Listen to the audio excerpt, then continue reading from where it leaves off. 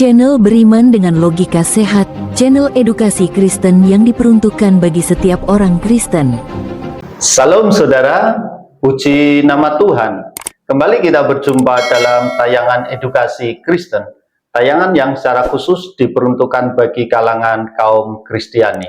Saudaraku yang terkasih di dalam nama Yesus, saat ini kita akan belajar tentang satu topik, kemuliaan Allah kembali ke bait suci. Kitab Yehezkiel pasal 43 ayat 1-3, demikian bunyi firman Tuhan. Lalu dibawanya aku ke pintu gerbang, yaitu pintu gerbang yang menghadap ke sebelah timur. Sungguh, kemuliaan Allah Israel datang dari sebelah timur, dan terdengarlah suara seperti suara air terjun yang menderu, dan bumi bersinar karena kemuliaannya. Yang kelihatan kepadaku itu adalah seperti yang kelihatan kepadaku ketika ia datang untuk memusnahkan kota itu, dan seperti yang kelihatan kepadaku di tepi sungai Kebar. Maka aku sembah sujud. Ada pengharapan besar untuk kembali bertemu bagi setiap orang yang harus berpisah Ada pengharapan besar untuk kembali bertemu bagi setiap orang yang harus berpisah dengan orang yang dikasihi. Berpisah karena orang tua harus bekerja mencari nafkah.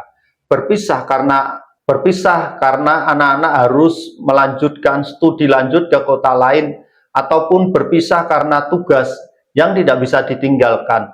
Sungguh ini merupakan kebahagiaan ketika waktu itu. Alangkah indahnya dan sungguh sebuah kebahagiaan yang tidak ada duanya lagi ketika waktu bertemu itu datang.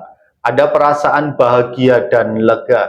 Kehancuran kota Yerusalem dan bait suci di dalamnya serta keberadaan mereka dalam pembuangan membuat bangsa Israel merasa ditinggalkan oleh Allah, sedangkan janji bahwa Allah akan kembali berdiam dalam bait suci yang ada dalam penglihatan Nabi Yehezkiel itu menunjukkan bahwa Allah dan kemuliaannya akan kembali hadir di tengah-tengah bangsa Israel.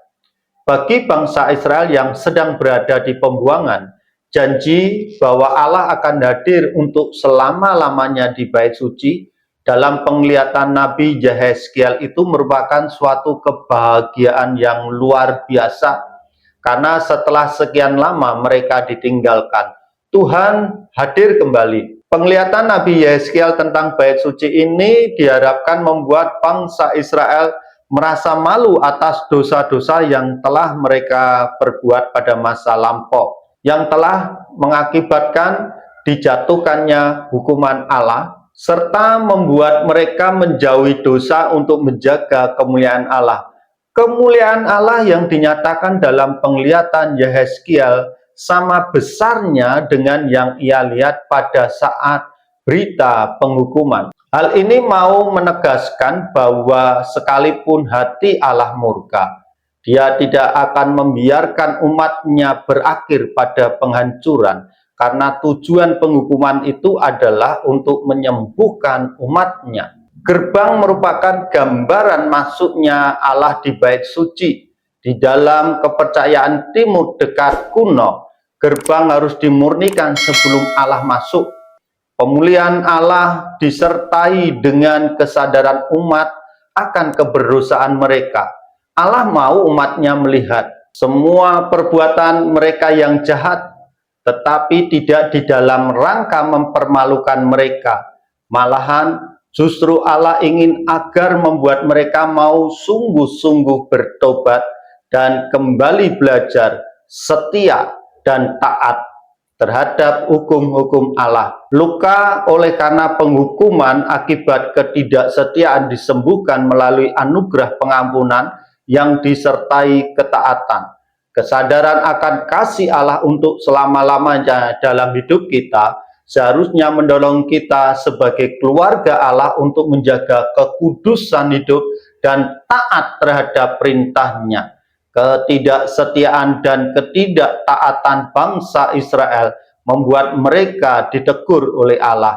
Melalui bangsa Israel pun kita diingatkan kembali juga bahwa dosa membuat hubungan kita jauh dengan Sang Pemilik hidup dan mengakibatkan kehidupan yang kita miliki menjadi berantakan, tidak terkontrol, penuh dengan ketidakpastian. Dosa juga membuat hubungan kita dalam keluarga antara suami dan istri, orang tua dan anak menjadi rusak. Bahkan bisa berdampak lurus pada keturunan anak dan cucu akibat membiarkan keluarga terus-menerus ada dalam lingkaran dosa.